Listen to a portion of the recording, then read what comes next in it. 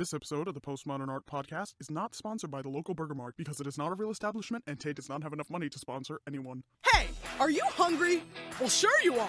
You haven't eaten in over 2 minutes, which means you need to stuff your face in the local Burger Mart. For a limited time only, you can get the special burger package, which comes with the usual free baby, but now you can get a free Christmas tree. Why waste so much money at those Christmas tree places when you can get a delicious burger, a baby, and a Christmas tree? Who would have thought you could do all your Christmas shopping at one store? I'm still trying to go over the pumpkin spice babies. So come on down to the local Burger Mart. If you don't want a baby, f***ing deal with it. Baby in my burger. Baby in my burger. Oh yeah.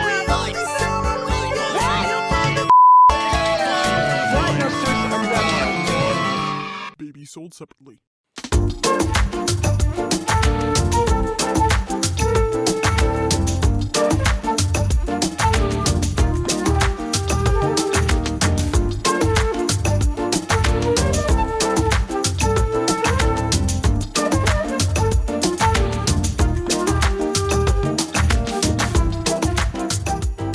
Hello, everyone, and welcome to the Postmodern Art Podcast, the podcast dedicated to giving artists who are wowing the world over the platform they deserve.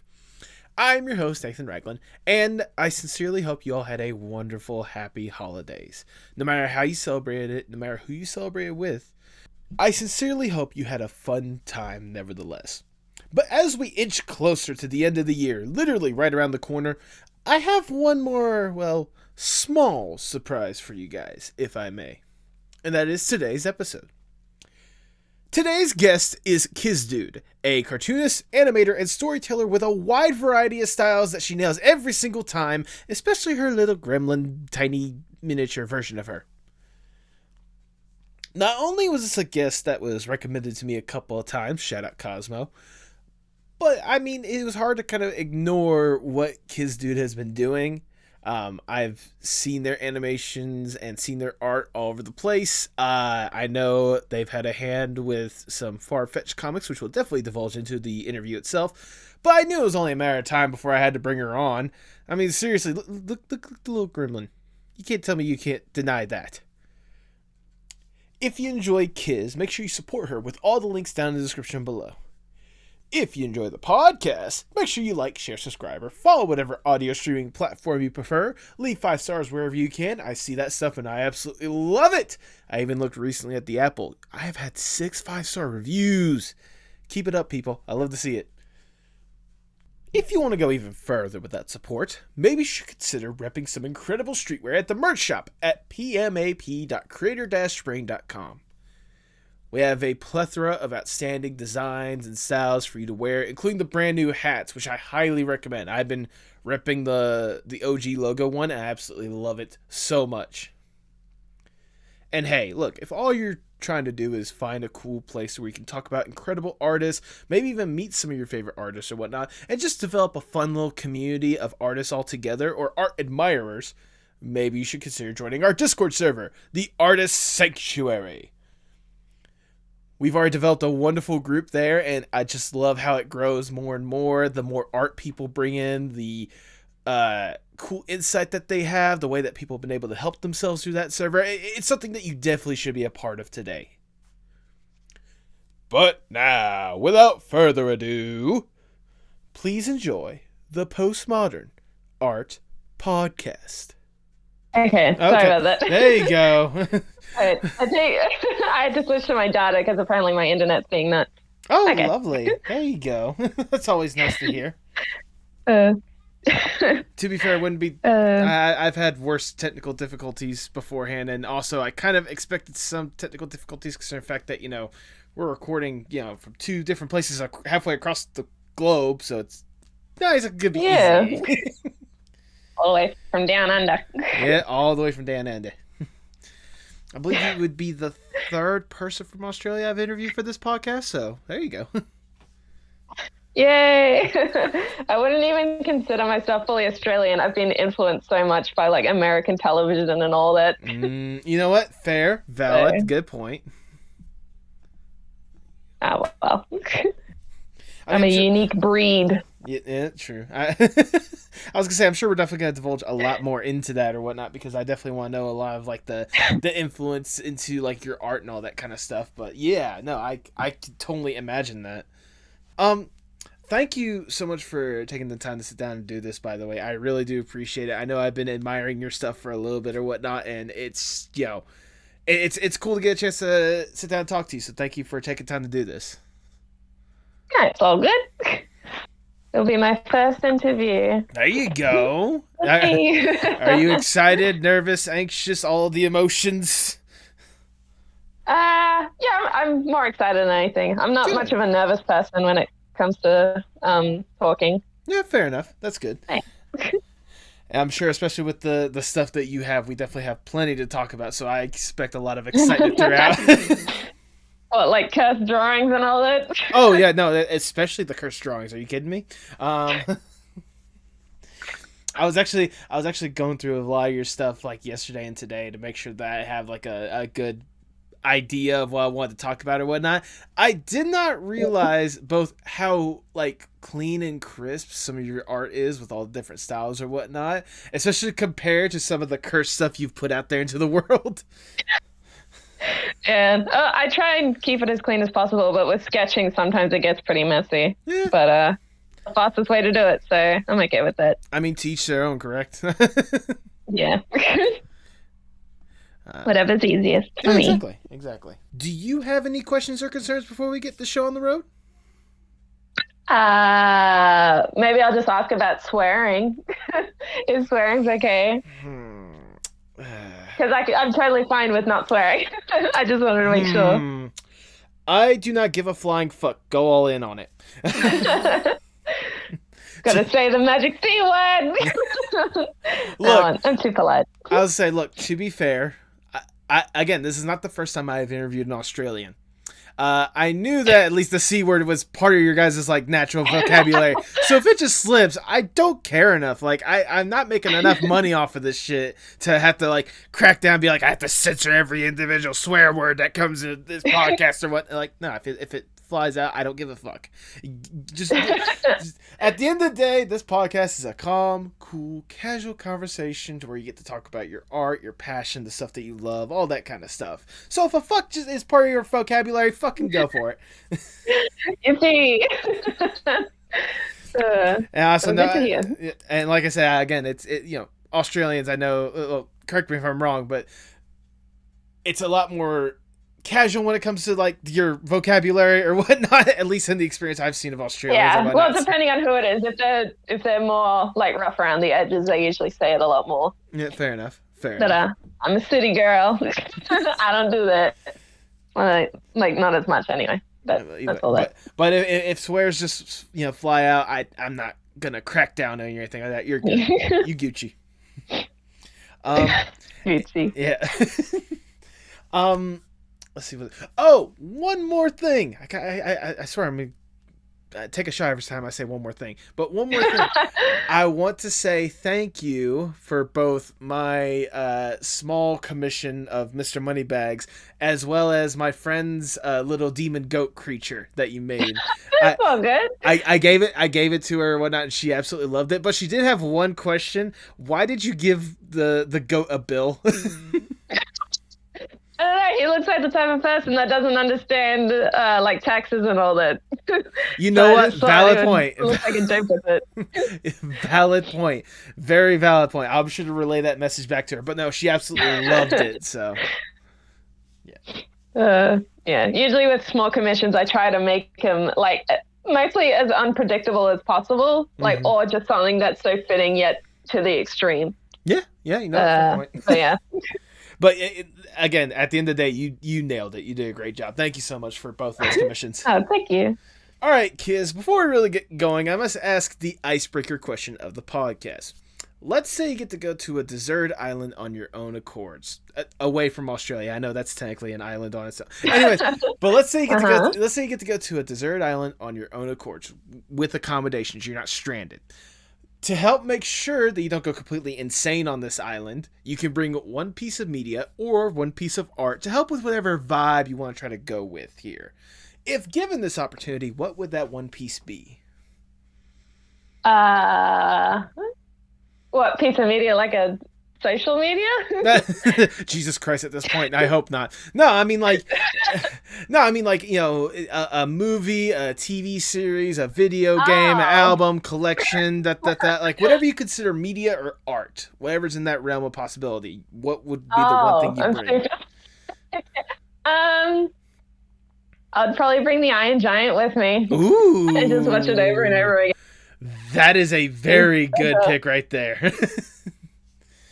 An absolute treasure. Oh, absolutely. Like, well, I mean, I love the movie. I don't. How should I word this? Like, I absolutely love the movie. I can totally understand why that could be one that you would gravitate towards. But for you personally, like, what is it about that movie that that is the one piece you want? Like, that's the one piece you hold near and dear. Well, it's my favorite movie, like, ever since I can remember. And it's got, like, everything for me, like giant robots, like a beautiful friendship, a child character that isn't, like, so annoying and just the same as everyone else. He's very unique and just, like, a simple basic story, beautiful animation. But, yeah. And it's, like, not overly complicated. So yeah. Oh, no, absolutely. I mean, that... I can't think of a better way to you know, describe it myself. I think you did the perfect job there. So the Iron Giant, that is your answer. You're locking that in. Yep. All right, then. Now I'm going to get sent to an island for real with my one decision. At the very least, I'm sure to send you with your husband, so at least you can, you know, have someone there to keep you entertained. I didn't know. I would totally bring it. There you go. But if that's the case, I cannot think of a better way to start the Postmodern Art Podcast. Welcome, everyone. I am your host, Nathan Ragland.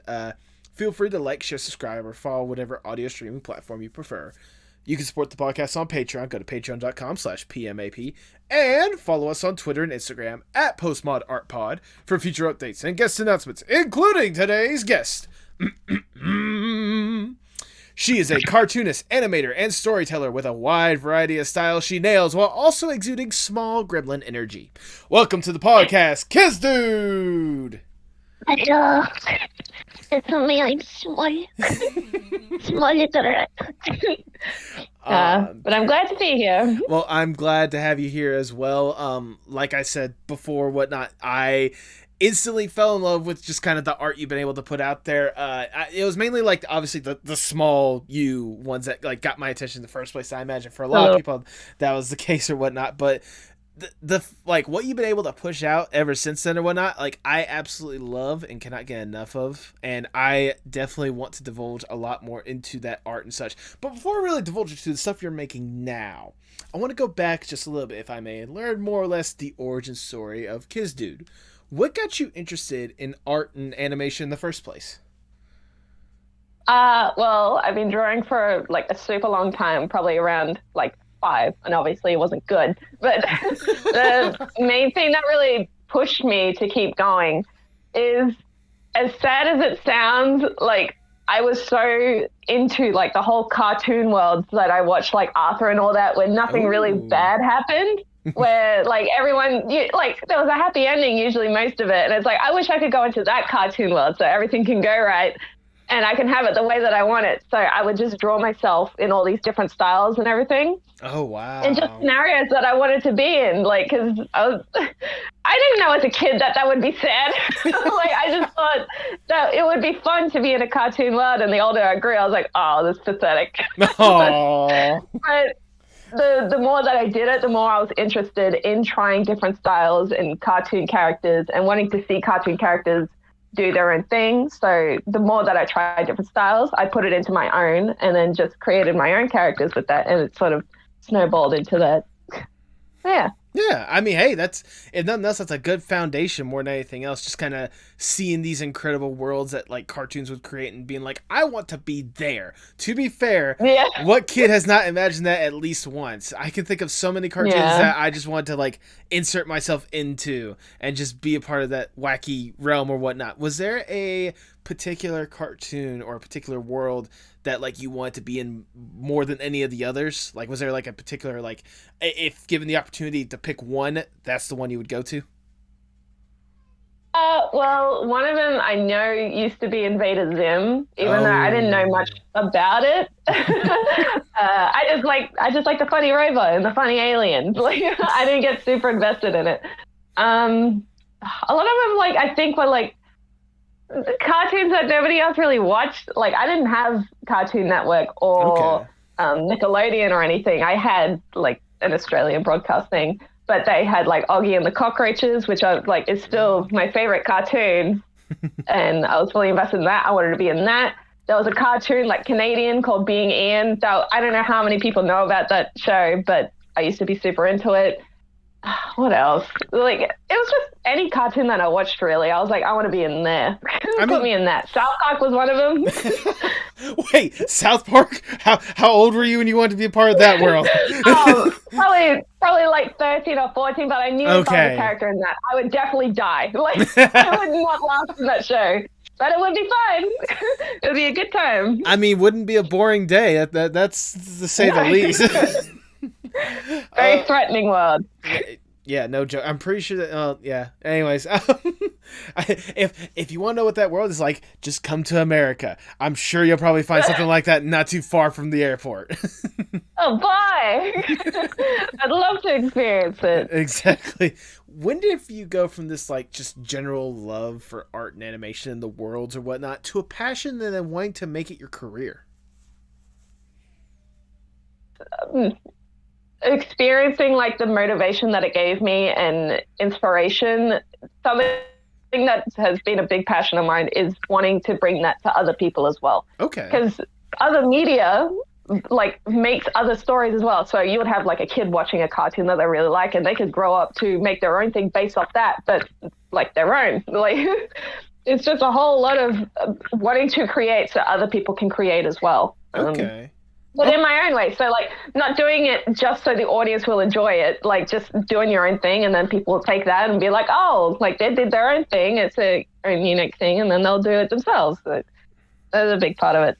Okay. You know what? That's fair enough. Can you think of, was there ever a particular moment, at least in the early art journey era, to where it kind of just clicked for you from just, putting yourself into the world to I can create worlds for people? Like, was there a particular moment or a particular instance that you could think of that made you realize you can be the people creating the worlds?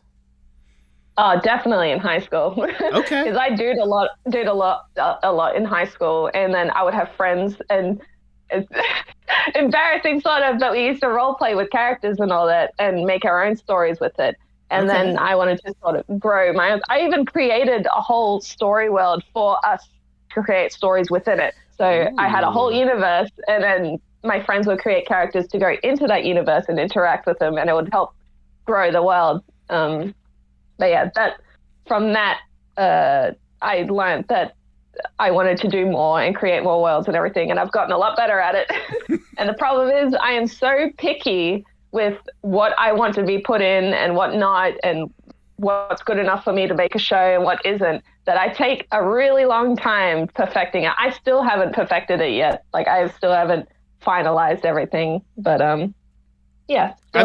still doing doodles for it and all that. I mean, to be fair, with what little taste I've been able to see here and there with some of the worlds you've created, both realistic and out of this world or whatnot, I think you're at least on the right path more than anything else. I've been interested with the art you've been able to present. I know, like you were talking about, like creating these worlds or whatnot.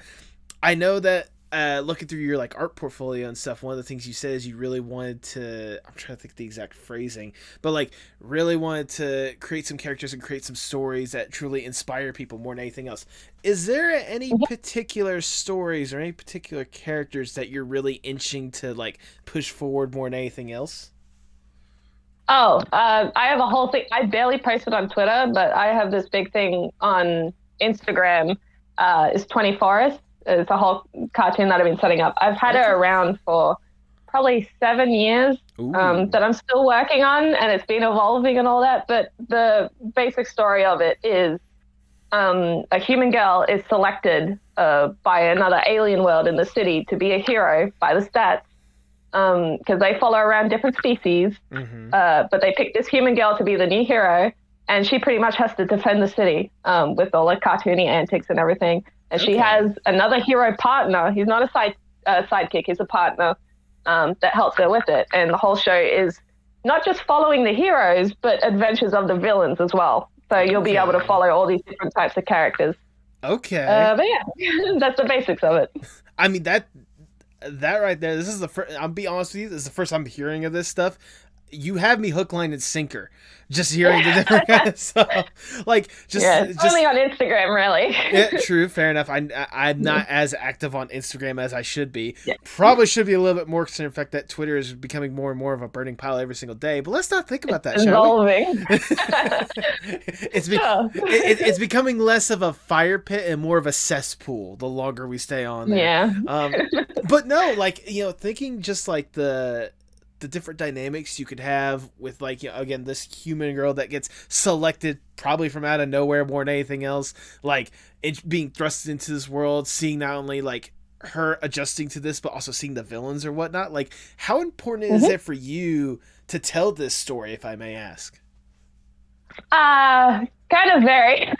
But the thing is, I want it to be like as good as possible before even pushing it out, like to try and get people to watch it. I want to make sure that I have everything in line before doing that. Okay. You know what? That's understandable. So I'll take a long time with it. I'm very patient with it, but I hope to do it like before I perish or anything like that.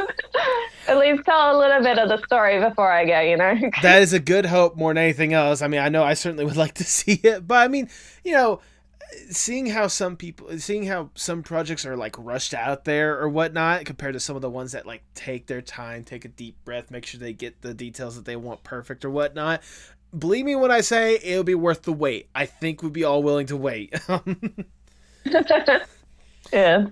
But I mean, it's incredible that you're going forward and pushing this kind of stuff, and especially pushing for not just whatever style you feel comfortable with, but for pushing any sort of style possible. That was the one thing that I was amazed more than anything else as I was doing my research. Just how much you're able to be more or less like a chameleon and blend in with any art style that's more or less given to you. How important is it for you to have that kind of like ability to adapt to different art styles? It's pretty important, and I would recommend it to other people, because I've had people message me and ask me like, oh, how do you develop your own style? How do you the basic, how do you draw and all that. My biggest recommendation is trying different styles, and whatever you like from that style, you pick it and then you put it into your own. So my style is built up of a whole different set of them, like Looney Tunes, Augie and the Cockroaches, what other ones were there? Ed, Edd n Eddy is a big one. Just a whole mash of things put together to create your own style. And me like exploring different styles lets me learn from that even. Like I'm still learning how to advance my own style with exploring. Okay. So yeah, that's the main reason why I do it. And just to test what I'm capable of. You know what? That's a good mentality and a good motive. What's the newest style you've been attempting to master, if I may ask? Well, farfetched would be one of them. Because I got hired to help with the storyboarding, right. The comics. Like just comics. I'm not doing to say. I was about to say, if I could be honest, because you were brought up after the interview that I had with Farfetched with Dave and Ashley or whatnot. Because I was thinking of potentially having you do the thumbnail for that episode before I ultimately went with someone else. And they had I mentioned it because I saw like the little small sketches that you did of the characters, the tiny thems or whatnot, and like they were like, oh yeah, no, we just recently hired her to do the comics or whatnot. I'm like, oh, that is awesome, that is incredible. All from shit posting. Oh yes, and again, we will all those little doodles. We'll definitely divulge a lot more into that here before too long. I'm first off, I just do want to say, I didn't say this before, I'm glad you got that position, because especially knowing Dave and Ashley or whatnot and being able to work on that kind of stuff, that just has to be fun. Oh, I can only imagine. It's a good time. Exactly. Of all the styles that you've toyed around with and the styles that you tinkered with or whatnot, do you have a personal favorite one, whether it's one that you're the most comfortable with or one that, every time you do it, you're proud of yourself for mastering that style? Probably Hell of a Boss. Ooh. Is the style that I'm like usually the most proud of, because I've done screenshots and everything, and I'm pretty happy with how they turned out. and it's like a style that I can grasp easily and have a lot of fun with. Yeah. But yeah, that would probably be the style. I mean, especially considering the amount of variety of character designs that show has, more than anything else, like just nailing that style down is a task on its own. Yeah. Once you know the basics of a style, you're pretty much set to do it. Yeah, you know what? Fair enough. Yeah. I mean, like, it's incredible seeing all the different kinds of stuff. Me personally, I'll be honest, seeing kind of the nostalgic-esque kind of like 90s-esque, or not even 90s, like more like the 80s, almost like a hint of like the Don Bluth style that you've implemented with some of your stuff before. Oh, I absolutely love that. That just has a nice warm place in my heart. It's definitely a lot easier to sketch them than it is to line them. You know what? Sketching that sort of style is a lot easier. I can only imagine. What was it? The ones I think off the top of my head is whenever you were doing kind of that style, but for the, what was it? Chowder, when you did like the sketches for them or whatnot. Oh yeah, people like that. I mean, I loved that show growing up. So like seeing like the different takes of some of the popular scenes that you did or whatnot. Oh, it just warmed my heart more than anything. I only just watched that show probably a few years ago. Because like I said, I didn't have Cartoon Network as a kid, so right. I'm usually just catching up with the whole like other people's nostalgic shows as an adult, and then at least I'll be able to appreciate it and figure out if it's good or not from someone that isn't nostalgic for it. Because I know people will be nostalgic for a show and they'll be like, oh, this show is great when they're older, but it's mostly nostalgia. Like maybe it's not as good as they think. But right. I don't have those rose-colored glasses. I can see whether it's good or not. And yeah, Chowder's pretty great. Pretty excellent. I mean, especially like the humor of that show more than anything else. Like it really holds up more than anything sometimes. Yeah. I will say, if there is a show that I am nostalgic for, that if you ever get the opportunity to sit back and at least watch it, at least admire the art style that they did, because I think the art style that they implemented was one of the most unique ones. A show called Class of 3000. I don't know if you ever heard of it or if you ever seen it before. It sounds. I think I've seen like a screenshot of it, but I've never watched it before. Fair enough. It basically, there's an American rap duo back in like the mid 2000s called Outkast. One of the members, Andre 3000, worked with Cartoon Network for this, animated show about him being a teacher for these kids, like teaching them how like music or whatnot, while also dealing with wacky shenanigans or whatnot. But like the art style, of that show alone, like it's stunning because it's so like smooth and fluid. Because I talked with one of the people that actually worked on that show. They had it that way to kind of represent how like music would flow, more or less, like with how smooth the edges or whatnot. At the very least, I'd say like, again, this is me personally. I'd say take the time to like sit down and watch that at some point or whatnot. Like you'd be surprised with just the plethora of inspiration would be for the best word. It's a good show, at least in my rose-tinted nostalgic glasses. I'll have to give it a try, and hopefully I won't get murdered if I say I don't like it. Okay. There are definitely shows that I'm not a fan of that I know a lot of people really like. I can only imagine. If I said I didn't like it, they'll kill me. I don't want to ask for controversial opinions right here on the podcast. I want you to stay alive past today. I want you to finish up that show first, okay? I want to be famous first, and then let loose. There you go. Well, if I do say, I think you're already starting to build up at least that notoriety more than anything else with some of the sketches and the art you have been able to do. Most specifically, the one that I've at least known you for, and that is the little small gremlin designs that you've been able to push for yourself. What inspired you just to start with, just these little doodles, like little, again, gremlin-like creatures or whatnot, of like these shows, or at the very least like yourself? What inspired you to start that? So I used, when I would doodle with friends, I would just make them super simplified so I can just make them look silly and it's really quick to draw. That started with actually with Cosperry and I. Like I used to doodle them as like a little weird, like long-snooted fox. And my first persona, well, not my first, but my first online was a green horse. And that's how like I built my persona off that. Like they're more detailed now. They're not like my little tiny one. But that's how it started, is just simplifying it as much as possible and making it do like crazy silly things. And then as time went on, I started doing like the small, like on Twitter, like the small farfetched and Hello Boss. The reason I did that is to simplify the character and sort of mold them into what I would find funny. Like, not saying that the original characters aren't funny, but what would be my taste with these little characters, and sort of build their own personality from that. Like Blitzo working at McDonald's like would be his own thing, like their own lore.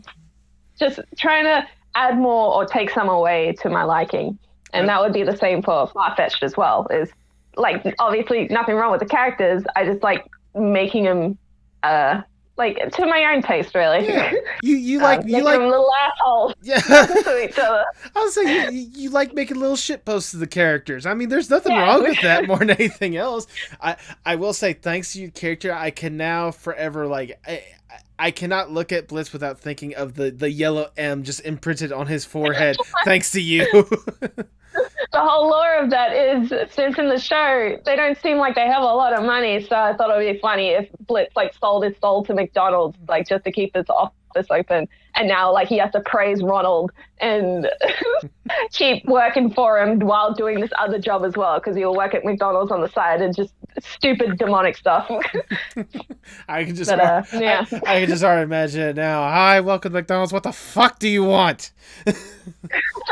Please get me out of here. It's not worth it. I'm sorry, ma'am. The ice cream machine is broken, like it always is. It's never gonna be fixed. I know it's not broken. You just don't want to use it. I know the secrets. All right, so that'll be a 10-piece chicken nugget. That's already wonderful. I again, like, just seeing the different, like, little gremlins that you just do. Is that the proper term? Do you call them gremlins, critters? What do you address them as?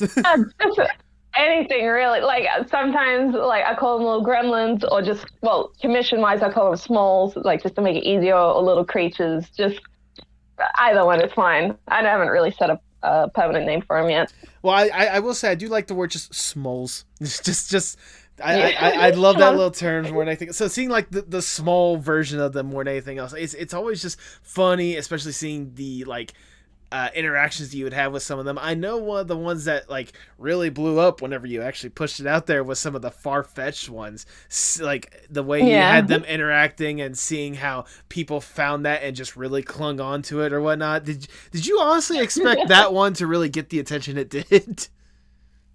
No, not really.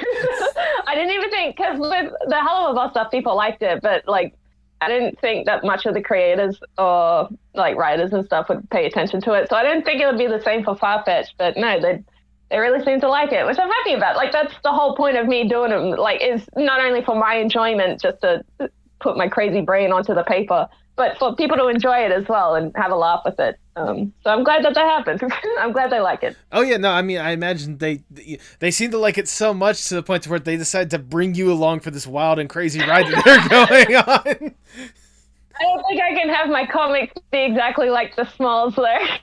Right. I still have to keep the characters, like, you know, in character. I can't just have, like, Griff walking around with his really long feet, or Quinn just being, like, a horrible, like, even more horrible person. Yeah, but I think I got sort of a grasp on the characters, so I'd try and work with that. And yeah. I mean... I still have a lot of fun with it.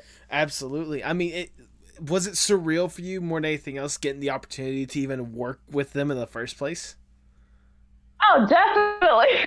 Like, I've been trying to put myself out there. Like, more like a character designer is what I wanted to do. Mm-hmm. So I had a portfolio set up. I would, like, when they would have openings, like, I would have my partner Roy, like, he would sometimes send me openings and stuff, and I would send it in, and nothing would happen. I was like, am I doing something wrong? Like, I don't know what's going on. Like, I thought, like, I at least want to test it to see what I'm capable of and show them what I got. But then after doing, like, the Smalls and everything, they came up and asked about the comics. I was like, is that what I have to do? Like, it's just make people laugh and they'll let me in.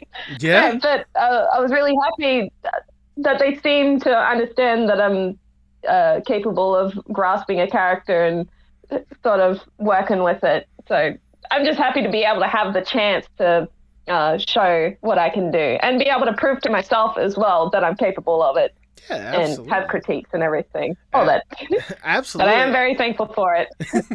I was gonna say, like, not only like, you know, getting a grasp on the characters and whatnot, but also having a grasp on the style as well. Because, like, you know, I mean, obviously you got your foot in the door with this, you know, the small style more than anything else. But seeing the one or two, or at least the one comic that you've been that you storyboard more than anything else, is seeing like the basic grasp of the characters or whatnot for that fun little comic of Griff taking a photo more than anything else.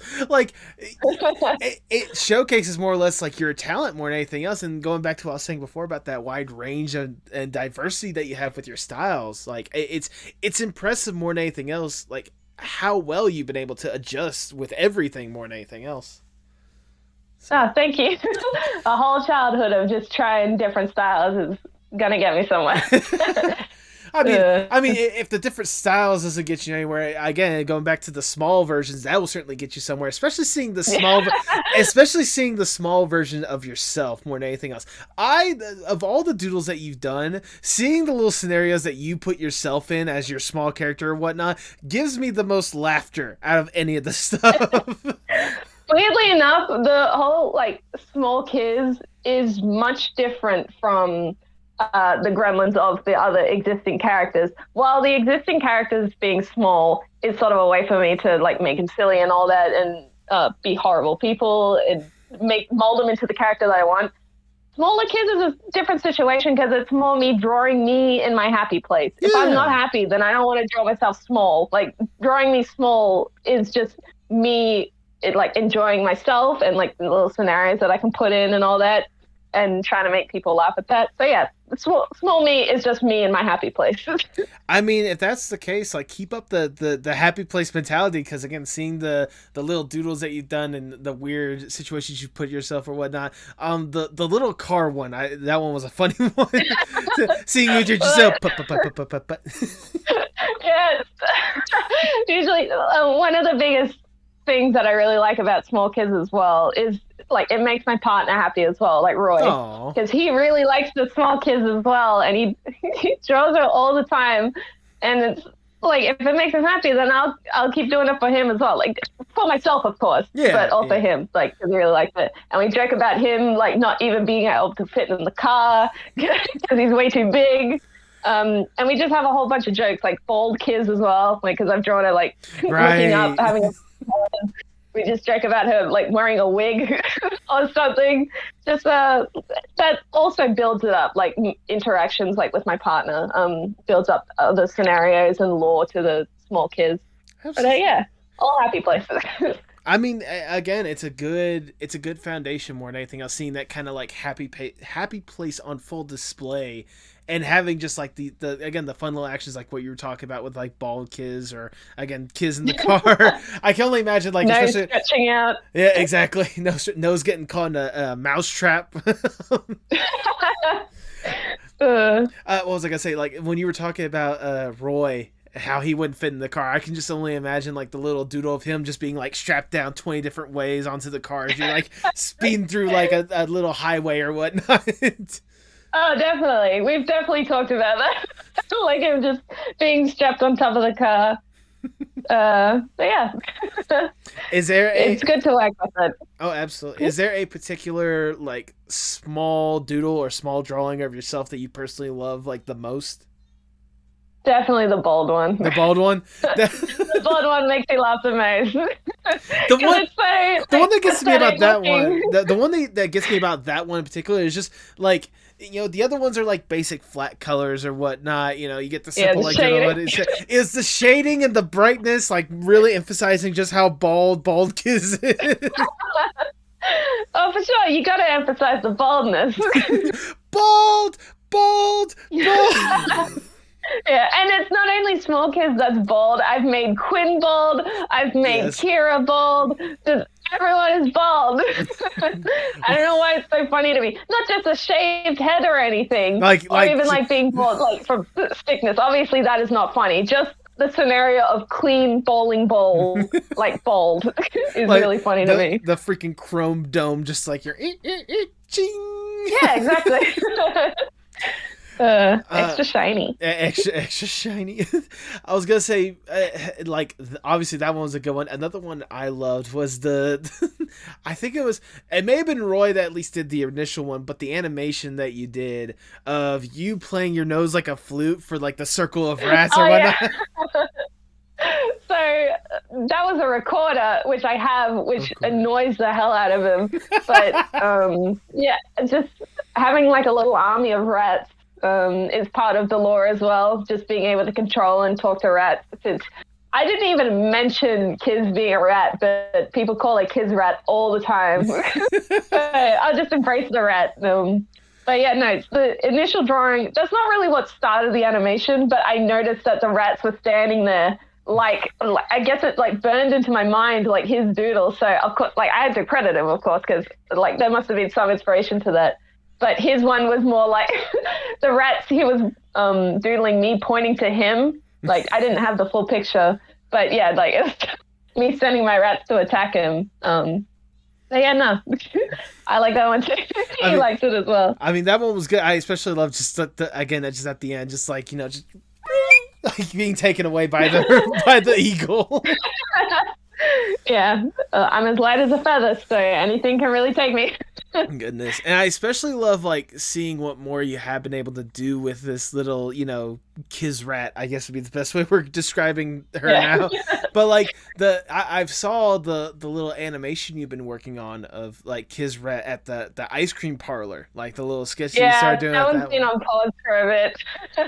That one's like, because motivation for animating. Drawing, I usually have motivation most of the time. Like even like art blocks still happen, but animation is one of those things where I need a lot of motivation and time and just the energy to do it. That's why it's so rare for me to do it. Mm-hmm. I mean, that's understandable. It's easy.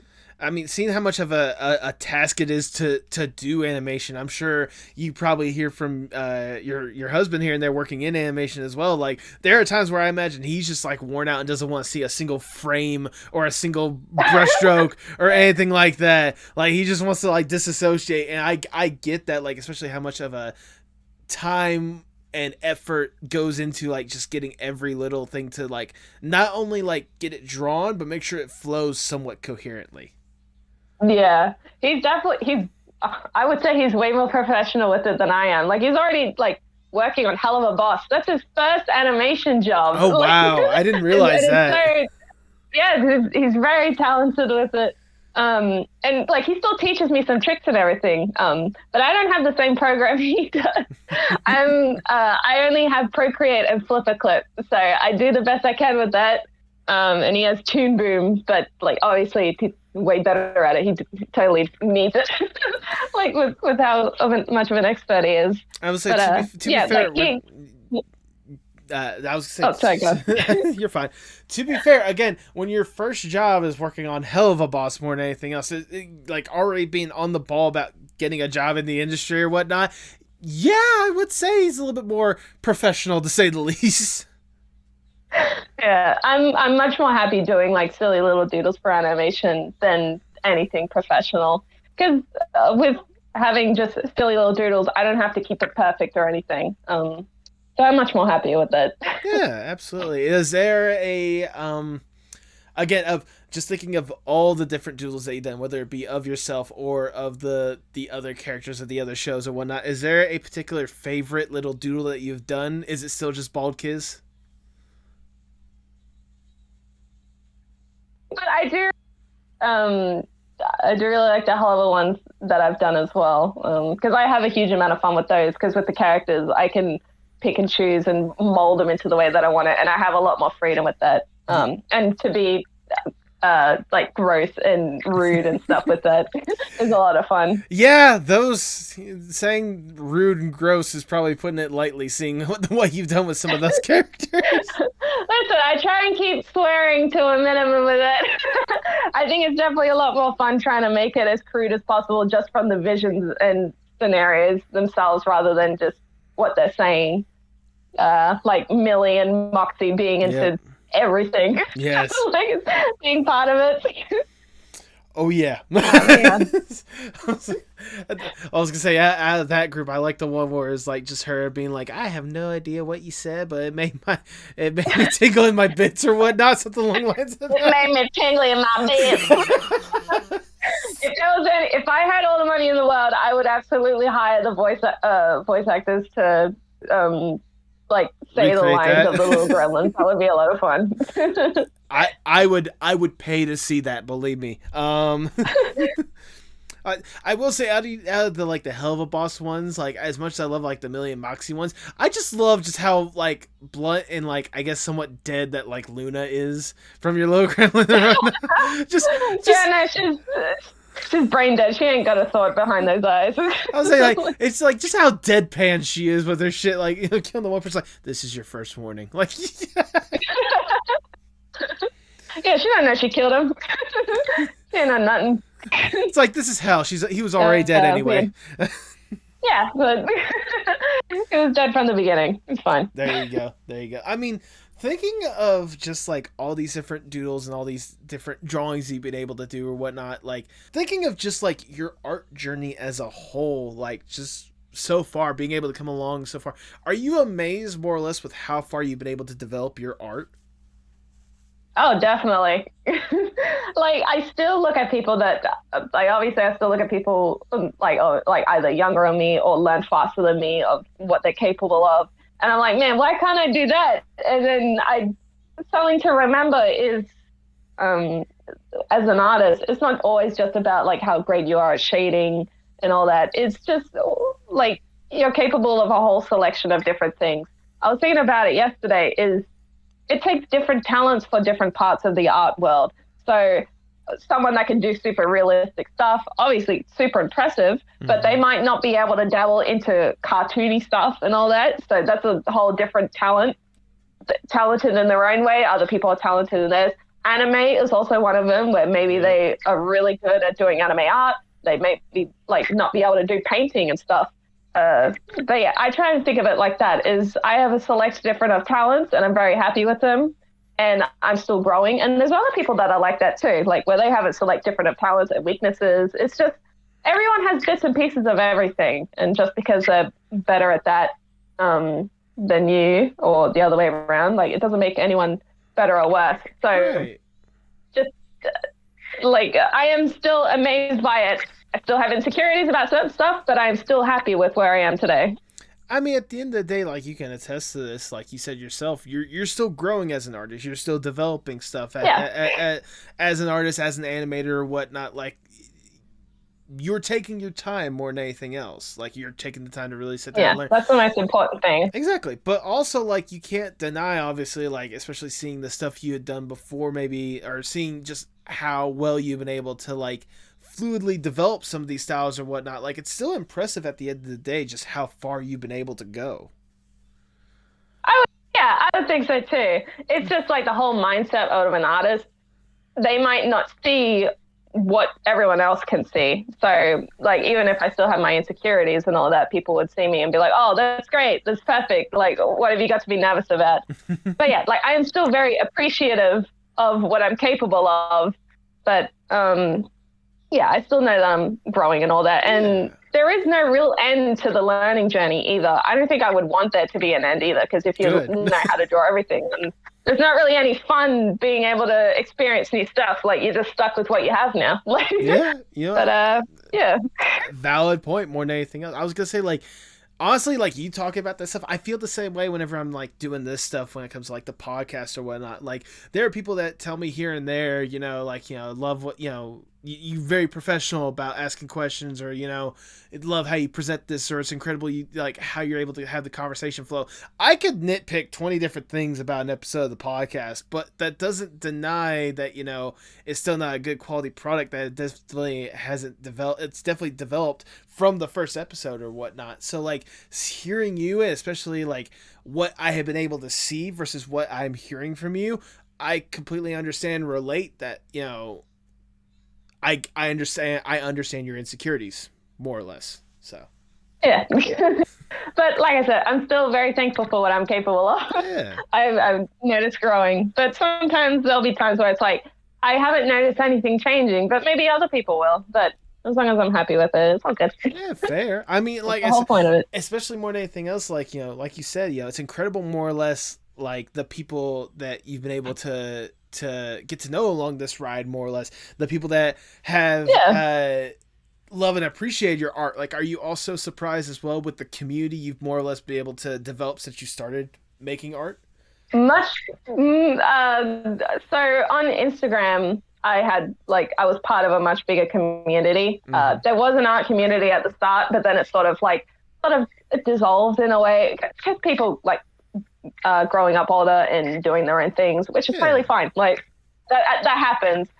I was surprised with how many people were drawing fan art and asking me questions, and it was like, it sort of felt like I was in.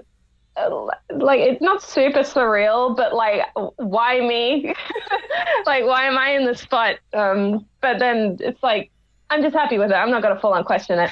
But on Twitter, it's very much different. I've been able to have messages from people or had them like my stuff, and I've had Zach Hadel like my stuff, and I even got to message MeatCanyon and all that, and he followed me back and all that. I was like, this is insane. I love it. I've been able to communicate and stuff with artists that I really like. Twitter more than anything is the most surreal to me with the stuff that I've been able to do.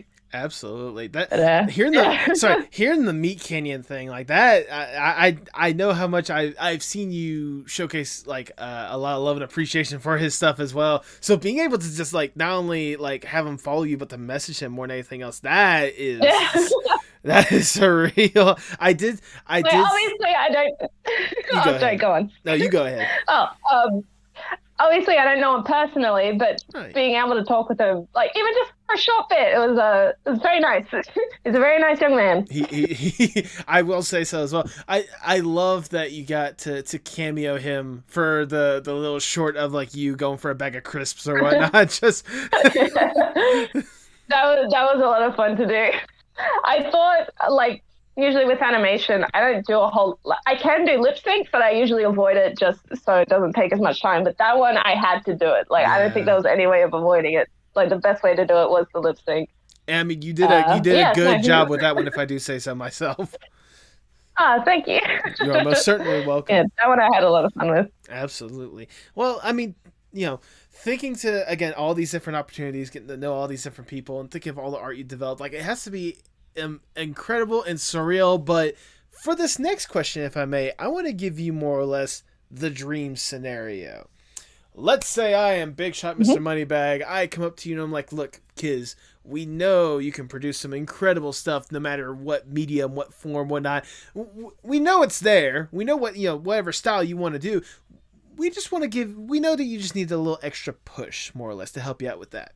We have access to anyone and everyone in whatever industry possible, and more money than there should be possible. We could probably be taking, I've said this before, we could probably be taking Twitter off of Elon's hands, but you know what? We're going to let that crash and burn. We'll just make our own thing, and you guys can go there or whatnot. But, yes, correct. But, nevertheless, unlimited money, access to anyone and everyone in whatever industry possible. If given this opportunity, what would that one piece, or not, what would be the dream Cizdude projects? Probably working on the 24th thing. Okay. And having my friends be a part of the team as well, because I know there's a lot of talented artists that I know that really want jobs and are capable of it, and no one really giving them a chance. Which I've obviously experienced before, where I've tried and haven't been able to give a chance. I would use that money to make my own studio, make my own show, and give those people a job as well. Because with how much I love testing different styles, I would have different shows with different styles, and have my friends and people that I know and people wanting to have a chance, and put those in different shows with different styles. Well, that'd be a lot of fun. That would be a lot of fun more than anything else. I mean, that's a good, it goes back to what you were talking about initially, what really sparked you to go on this path in the first place, really having your friends kind of develop this world together or whatnot. That would be a good Yeah. it'd be a good full circle moment more than anything else. Just being able to provide that for them and let them just go off more than anything else. Yeah, it'll be a lot of fun. I would certainly hope so. I'm also like of the like I support more of giving people a chance, and different people coming in for voice acting and animating and drawing and stuff like that than getting celebrities and well-known voice actors. I am more happy giving someone else a chance to prove themselves than someone that already is super talented. So I'd want to do that if I had my own studio and stuff like that. Well, there you go. Go. But sadly, we have to get down from the dream scenario. We have to get back to reality ever so sadly. And I'll ask the ever so generic question. Where do you hope to see yourself, say, 5 to 10 years from now? Probably a little bit further than where I am now. It's a good start. I'm not too sure. With how slow that I am with working on stuff, I would at least want to be able to be a part of different projects. Okay. That would be a lot of fun. Stepping my foot in different waters, trying different stuff. Mostly hopefully getting a job at character designing is the biggest thing that I want to focus on. There you go. I can Hopefully I'll be there. I can easily see that, especially seeing some of the character designs that you've been able to do. And again, going back to the different styles or whatnot, I mean, thinking you could go retro or some of the more modern ones, people out there that are looking for a character designer, right here, right there, go for it. Take me, please. I do it. It's like I'll do it for a few coins. It's like I'm not saying we are no longer asking. This is your character designer. Hire her right now. It is a demand. Please. A polite demand. Polite demand. There you go. As we start to wind down the interview, I just have one last question I want to ask you. Obviously, you've been deeply entrenched when it comes to art and animation for as long as you can remember, more than anything else. How important is art, not just for you, but for the world as a whole? Oh, probably one of the most important things. Just inspiration and storytelling, because it's not just inspiring people, it's also teaching them a whole lot of stuff from different points of view, either telling a story with no words at all or just in a book, because writing obviously is still an art form. Mm-hmm. Just the whole art form itself, music, painting, is super important. I don't think people would learn as much without it, because you can just tell someone something and they'll be like, oh, okay, but seeing it in an artistic form will get that message across a lot better and be able to process it more. Because it's the whole teacher's thing. If you have a boring teacher that just tells you what's happening, the kids are not going to care. They don't care. But if you do it in a fun way or an interesting way, that will bring the message a lot better. So it's very important, not just to me, but to the whole world as well. Oh, it's a good way to put out stuff. That is a wonderful way to word it, if I do say so myself. Kids, that is all the questions I have for you. I've already showered you with a whole bunch of praise, but I want to shower you with a little bit more because it's my podcast. I do whatever the fuck I want. Oh, thank you. You are most certainly welcome. Bring it on. I'll be more than happy to. Look, kids, ever since I first got introduced to your artwork, it was mainly with the small farfetched characters. That was my first introduction to you, and getting the chance to see that, seeing the interactions you developed, seeing just the humor you could bring with your stuff. I could not get enough of it. Get enough of your art, and seeing what more you've been able to produce, whether it be for yourself or for other ventures now with farfetched or whatnot. Seeing you get opportunities like that more than anything else, it's incredible. Just seeing that kind of stuff. Getting the chance to sit down, do a deep dive into your stuff, really immerse myself in the art you've been able to create, and listening to your stories, hearing how you've been able to develop and hearing how you feel about your art or whatnot, it gives me a whole different level of appreciation for your art. And my appreciation was already very high for you. Seriously, especially seeing just how talented you can really be whenever you put yourself to the task. Just about everything that I've seen you post or everything that you put out there or whatnot, I see the amount of love, effort, and talent you put into it, and I truly do appreciate you doing that more than anything else. And I sincerely hope that I am not the only one that gets to see that. I hope that other people get to see it, and it gives you more opportunities in the future because you deserve it. I can tell you put in a lot of time and effort into this stuff, and I know that great opportunities will be coming your way soon enough. If none else, I sincerely hope it. So, long and the short of it, thank you for what you do, and keep up the incredible work. Thank you. That was so wholesome. I am just being honest. I'll be doing my best. I'll be doing my best to keep it up. I don't think there's any slowing down anytime soon. There you go. If nothing else, I'll be sure to just send you a little piece of cheese to help pick up your spirit. Give me that coin. I'm sorry. Would you prefer just like a block of cheese or a little mini personal pizza? Which would you prefer? Any of it. Just only. I'll send all of it. I'll just send everything. I have to be careful not to make sure that Cosmo gets a whiff of it. Otherwise, I'm gonna have a clash going on. Let's take the chips. Not taking the chips. By the way, I forgot to say this sooner. Cosmo was one of the other people that said that you need to be on the podcast, by the way. Oh, I didn't know that. Yeah. I didn't know that many people made me enough to recommend me. Yeah, no, absolutely. That's how that goes back to what I was saying before. That's how like fun your art is and how talented you are more than anything else. That people are like, hey, you need to get this person on the podcast. I mean, if they had said nothing, I still would have wanted you. Like it wasn't like just because I could tell you got a lot of talent with your art or whatnot. I knew it was only a matter of time before I brought you on. So. Well, it was a lot of fun. I'm glad you enjoyed it. Thank you for those kind words. For those who may want to also appreciate and love your art as well, go ahead and plug yourself for the people at home. I got Cizdude on Twitter, Cizdude on Instagram. That's it. Okay. That's all I got. Fair enough.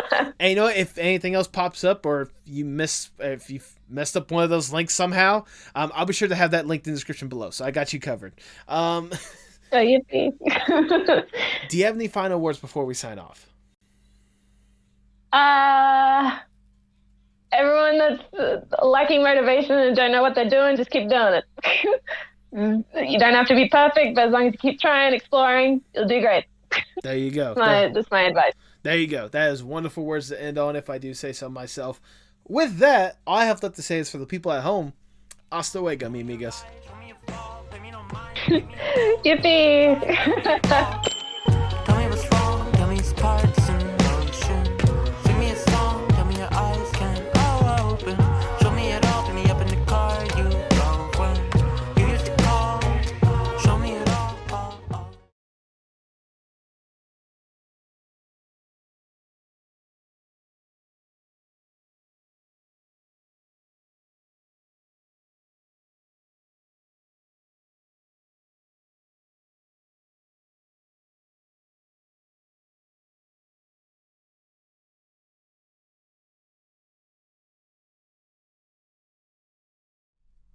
Thank you so much for sticking to the end. If this is your first time listening, I sincerely appreciate you.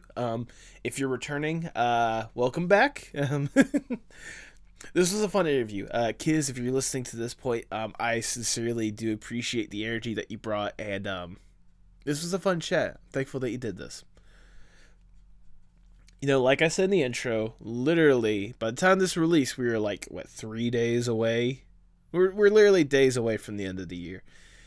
And I have been doing a little bit of reflection. I mean, I'm always kind of reflecting one way or another. But, you know, especially around this time of the year, I was thinking about how my year has gone lately. Now, on a personal level, it's been rough. It's been rough, people. I started off the year with a job that sucked, to be honest. Made worse whenever a bunch of people got COVID. Left that job, went to the job I'm currently at. Nice and cool for a bit. Got super, super busy. Has been busy for months. I've been drained from all my life force for the most part. You know, personal stuff happening when it comes to family matters and such that have since been, for the most part, resolved and hopefully will stay resolved. If you know, you know. And just all the chaos that has kind of just gone on Like, it's honestly been a really rough year personally. I'm honestly surprised. I'm honestly surprised that I have made it this far. I mean, I'm always a person that, you gotta roll with what life gives you, or life will roll over you. But even then, it's just been hectic and chaotic. But that's just on a personal level. When it comes to the podcast, literally, and I'm not joking with this, I know we've only been around for 2 years, but this past year I have made leaps and bounds when it comes to the progress that we have made with this podcast. When I started the year off, I don't even think I had 500 subscribers. Now that's been more than doubled. I've gotten to the point where I've actually started making money with this podcast. Not much, granted, because, YouTube ad revenue is garbage. I'll be blunt. But, like, numbers aside, analytics aside, despite the wonderful support you guys have continued to give, and I do deeply appreciate from the bottom of my heart, the conversations I've had alone. Like, take a step back and let's think about, like, some of the bigger names. Not even just, like, some of the cooler guests, but, like, some of the people that I cannot believe I've been able to have a chance to get on this podcast or whatnot. Getting Will Wood back on the podcast, getting Dubus Goobus on the podcast, Asher Roth with the previous week's one, which it still blows my mind, Cosmo Perry, like, those are just some of the bigger names and some of the more popular episodes off the top of my head. But, like, even then, like, the people that I've gotten to know and people that I get to even call my friend, like, close friends because of the interviews I've had this year. Tay Draws, which, thank you, Tay, for the incredible fake ad at the beginning of this episode. This was fun. But, like, Tay, Bill, Ash, Glory, I got to be better friends with Wiley this year. I would say that I'm probably better friends with Trey than I was before. Thank you, Trey. Cosmo, getting to be really good friends with them. Seeing, Chris, Tag, Beck, I could go on. Like, most of the guests that I've had on this podcast, I can honestly say it's been incredible that I've gotten to know them, and they've gotten to help the podcast grow. They've gotten to help this community grow. And it's so incredible. It still blows my mind. And I'm going to say that a million times over. We reached 100 episodes this year, which still is amazing. We got to bring back some incredible guests and have some wonderful conversations with them. We got to really grow this year, guys. 2 years into this thing, over 100 episodes. I really do feel like I've accomplished a lot. And it's all thanks to you guys. It's thanks to you guys that continue to share the word of the podcast, that continue to, share the retweets or whatnot. Oh, yeah, that's another thing about 2022. Jesus Christ, Twitter. That's aside. We'll get away from that. We're not focusing on that. We're focusing on positives. And the positive is the leaps and bounds that we've made because of you guys. Because you guys have spread the word about it. You've got to share it. You've been so gracious to get me involved in certain things or whatnot. We've really taken a major step forward with this silly little venture that I have. And Jesus Christ, we're not slowing down. I mean, I might slow down to, like, take a break here and there, like I did twice this year. But I mean, everyone needs a break at least once. And, like, what I've got planned already, some of the fun stuff I want to do, some of the guests I've already got set up, ready to go. Like, guys, I mean this. This is gonna be a fun year. What I'm trying to say is thank you guys for 2022.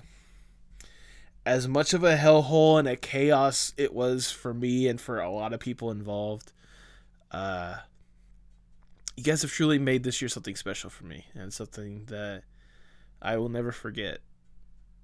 I genuinely I genuinely do appreciate all that you guys have done. And I don't want to slow down. Keep showing that love and support. That's all I ask of you guys. You know, keep showing support wherever you can. Support the Patreon if you haven't. Buy some of the merch because the artist that I got doing that is incredible stuff. And I'm going to go ahead and let y'all in on a little insider secret. I have a major design plan done by another great friend of the podcast, Drags, Aiden. We've been collaborating on something. I don't know when the design's going to be ready. I told him to take his time. But when it's ready, y'all will know. But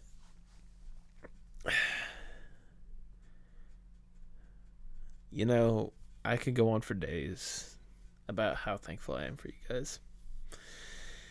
And I really do appreciate you all. You guys help me keep moving forward some days. You genuinely do. There are some days to where I just want to delete every single aspect of my internet presence and just forget this entire thing, but I don't because of you guys. You guys allow me to really get to explore myself creatively. Allow me to really expand and grow my interests, and really allow me to express myself in the fullest way possible. And I cannot thank y'all enough for allowing that to me. I don't take it for granted. And that's why I keep doing this. So, hasta luego 2022. Let's hope that 2023 is just tolerable at the very least. You guys have a wonderful day. If you're listening to this before the new year, celebrate safely, but nevertheless, Happy New Year. I'll see you guys next year. What, you didn't think I was going to end it on a cheesy joke?